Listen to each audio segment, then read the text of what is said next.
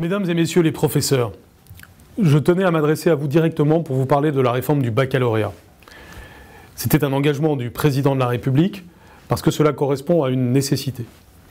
Il s'était engagé à ce qu'il y ait 4 épreuves en contrôle terminal et le reste en contrôle continu. Et c'est donc le cœur de la réforme que je vous présente aujourd'hui, avec toutes ses implications sur le baccalauréat lui-même, mais aussi sur le lycée. Comme vous le savez, une vaste consultation a été menée par Pierre Mathiot et une concertation a suivi que j'ai pu mener avec notamment les différentes organisations syndicales et les partenaires de l'école. Aujourd'hui, nous avons donc un résultat qui nous engage ensemble, qui nous permet de préparer sereinement, au cours des 3 années qui viennent, ce nouveau baccalauréat. Et c'est donc ce mouvement de préparation que je voudrais engager, d'autant plus qu'il va y avoir des transformations de différents champs. Je pense notamment aux transformations de contenu, puisque je saisis aujourd'hui même le Conseil supérieur des programmes pour pouvoir faire évoluer les programmes en conformité avec ce nouveau baccalauréat. Toutes ces transformations sont faites sur la base de constats de terrain que vous avez formulés, que nous avons recueillis, à partir de dialogues que nous avons pu avoir ensemble. C'est donc une transformation importante qui a les caractéristiques suivantes. D'abord, évidemment, le contrôle terminal reste important. Il compte pour 60%. Il y a les épreuves de français écrit et oral qui demeurent en fin de première, et puis 4 épreuves terminales. 2 qui sont passées au retour des vacances de printemps et qui correspondent au domaine de spécialité, donc au domaine de force choisi par les élèves, et puis 2 qui sont passées à la fin du mois de juin, l'épreuve de philosophie, et puis ce que nous appelons l'oral, c'est-à-dire une nouveauté, une création nouvelle dans le cadre de cette réforme, qui dure 20 minutes, 10 minutes pendant lesquelles l'élève présente son projet, et 10 minutes pendant lesquelles il est interrogé par ce jury de 3 personnes.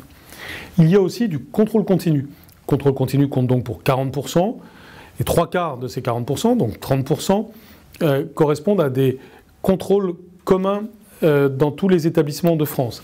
Ces contrôles sont anonymisés, corrigés par un autre professeur que celui de l'élève, et il y a une banque de sujets nationale qui sert de base à ces épreuves. Et puis pour 10%, donc 1/4 du contrôle continu, eh bien, nous compterons les bulletins scolaires des élèves. Là aussi, il s'agit de valoriser non pas seulement le jour de l'examen, mais tout le travail continu mené par l'élève au cours des 2 années. C'est pour nous extrêmement important que de montrer que l'on va en finir avec le bachotage. L'idée n'est pas d'avoir le bac pour avoir le bac ou de travailler un examen pour travailler cet examen. L'idée est de travailler en continu, d'avoir un travail qui fait plus de sens pour le lycéen et d'approfondir davantage, notamment avec la transformation du lycée, qui est l'autre aspect très important de ce qui résulte de ce travail, puisque nous aurons désormais un socle commun de matières, avec dans ce socle commun de matières une nouvelle discipline que nous appelons humanité scientifique et numérique, qui permet d'insister sur le raisonnement scientifique, sur les compétences en numérique, et plus généralement sur la réflexion aussi sur les grandes révolutions scientifiques et technologiques de notre époque. Il y a aussi d'autres évolutions, certaines insistent beaucoup sur les sciences, là aussi sur le numérique, sur les mathématiques qui prennent une place renforcée avec une option mathématique experte qui, dans la lignée du rapport de Charles Torossian et Cédric Villani, eh bien, permet pour ceux qui font déjà des mathématiques d'aller encore plus loin, et puis mathématiques complémentaires qui sont faits pour ceux qui ne choisissent pas les mathématiques, mais qui ont besoin des mathématiques dans leur parcours. C'est une réforme qui se situe dans une logique générale de transformation de la voie générale, de la voie technologique et de la voie professionnelle. La voie générale avec en particulier la fin des séries de la voie générale, la voie technologique qui se trouve renforcée. Nous maintenons les séries pour bien montrer que la voie technologique se consolide telle qu'elle a évolué depuis quelques années. Et puis la voie professionnelle qui va faire l'objet d'une grande réforme prochainement en cohérence avec l'évolution du bac général et technologique. Toutes ces évolutions, vous pouvez les trouver sur le site du ministère, précisées, détaillées, de façon à bien comprendre la logique d'ensemble. Mais le plus important, comme toujours, c'est évidemment l'être humain.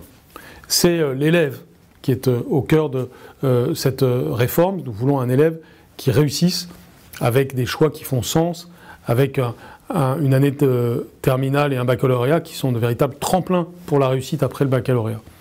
Mais c'est aussi vous qui comptez. C'est vous qui allez faire réussir ce baccalauréat à tous les élèves. Et au cours des 3 années qui viennent, c'est ensemble que nous allons nous engager pour réussir, pour avoir un lieu, le lycée, où les élèves viennent avec bonheur parce que l'issue de ce lycée fait plus de sens. Et où vous aurez aussi plus de bonheur. parce que vous les accompagnerez vers plus de réussite. Cela signifie que la formation continue en particulier sera particulièrement concernée par les évolutions, que les évolutions des programmes vont aussi tenir compte de vos observations de terrain sur les forces et les faiblesses des contenus actuels du lycée. C'est donc une nouvelle étape qui s'ouvre pour le lycée, fidèle à la grande tradition du baccalauréat que nous renouvelons d'une certaine façon. Nous sommes aussi un peu inspirés de pays européens pour ce faire. C'est un baccalauréat donc renforcé, c'est un lycée renforcé, et je pense que c'est un état de confiance renforcé dans notre école. Merci pour votre engagement pour la réussite de ce baccalauréat 2021, pour la réussite des lycéens et des lycéennes. À bientôt.